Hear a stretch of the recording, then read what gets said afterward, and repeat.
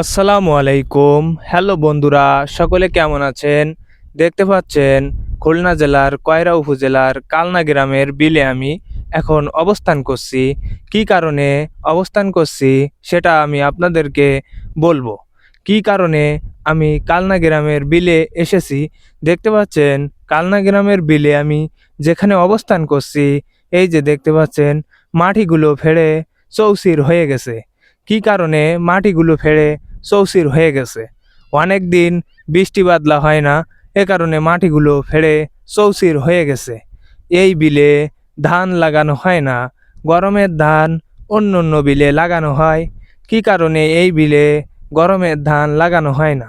কারণ এই বিলে ভালো পানি হয় না, এই কারণে এই বিলে ধান লাগানো হয় না। দেখতে পাচ্ছেন অনেক দিন বৃষ্টি না হওয়ার কারণে পানিগুলো অনেক দিন বৃষ্টি না হওয়ার কারণে মাটিগুলো ফেড়ে চৌচির হয়ে গেছে। এই বিলে দেখতে পাচ্ছেন যে আরও ছাগল গরু আছে, অনেক কিছু থাকে। এই বিলে তেমন ঘাস না। এই বিলে আষাঢ় মাসে ধান লাগানো হয়।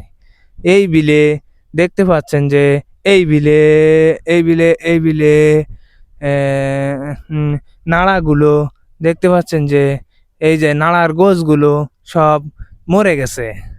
কারণ এই বিলে অনেক দিন পানি হয় না, এই বিলে অনেক দিন বৃষ্টি হয় না, এই কারণে নাড়ার গোছগুলো মরে গেছে। দেখতে পাচ্ছেন যে বিলটা শুকনা। বিলে দেখতে পাচ্ছেন কি কব, এই বিলে পানি পায় না, এই কারণে ঘাসগুলো দেখতে পাচ্ছেন যে ঘাসগুলো ভালো দেখা যাচ্ছে না, আর ভালো ঘাস হয়নি, এজন্য ভালো লাগছে না। এজন্য ছাগল গরু কম।